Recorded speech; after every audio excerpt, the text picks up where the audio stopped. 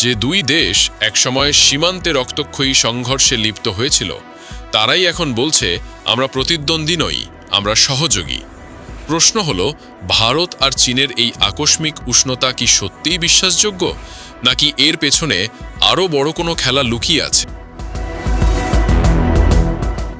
চীনের president Xi Jinping আর ভারতের প্রধানমন্ত্রী নরেন্দ্র মোদি দেখা করলেন চীনের তিয়ানজিন শহরে অনুষ্ঠিত সাংহাই কোঅপারেশন অর্গানাইজেশন বা SCO সম্মেলনের সাইডলাইনে।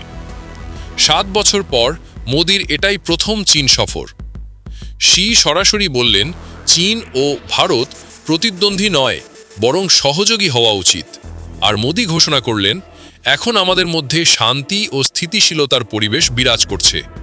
এমনকি 2020 সালে সীমান্ত সংঘর্ষের পর থেকে বন্ধ থাকা ফ্লাইট চালুর ঘোষণা দিয়েছেন মোদি, যদিও সময়সীমা এখনও ঠিক হয়নি।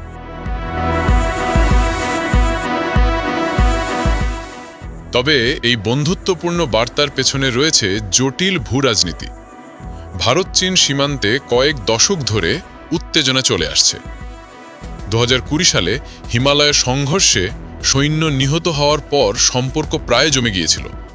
কিন্তু এখন যখন আমেরিকার সঙ্গে ভারতের সম্পর্ক বাণিজ্য যুদ্ধ ও রাশিয়ার তেল কেনা নিয়ে টানাপোড়েনে জর্জরিত, তখনই মোদি আরও ঘনিষ্ঠ হচ্ছেন শিয়ের সঙ্গে। মনে রাখবেন, ভারত ও চীন শুধু বিশ্বের সবচেয়ে জনবহুল দেশ নয়, বরং সবচেয়ে বড় অর্থনীতির মধ্যেও অন্যতম। তাই এই নতুন বন্ধুত্বের সুর কেবল রাজনৈতিক সৌজন্য নয়, বরং কৌশলগত হিসাবও বটে। এখন প্রশ্ন উঠছে, এই ঘনিষ্ঠতা কতটা টেকসই হবে? কারণ সীমান্ত ইস্যু এখনও পুরোপুরি মেটেনি। আবার SCO সম্মেলনকে অনেকে পশ্চিমা জোট ন্যাটোর পাল্টা শক্তি হিসাবে দেখে।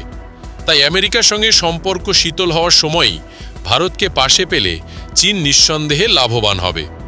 অন্যদিকে মোদি চাইছেন বিশ্ব মঞ্চে ভারতের অবস্থানকে আরও শক্ত করা। বিশ্লেষকরা বলছেন, এটা প্রয়োজনের বন্ধুত্ব।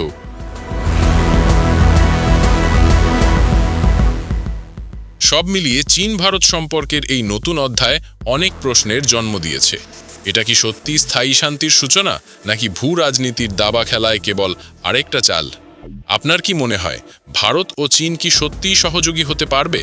নিচে কমেন্টে জানান।